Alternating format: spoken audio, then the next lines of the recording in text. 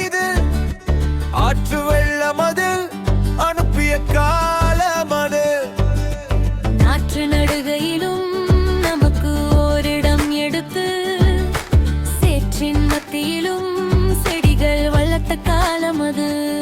கொழுத்து போன மாமாவோடு கெழுத்து மீன் பிடித்து வந்து அழுத்து போய் அவர் இருக்க அரைத்த குழம்பு மாமி வைத்து உரைப்பாக உண்ட காலம் அது.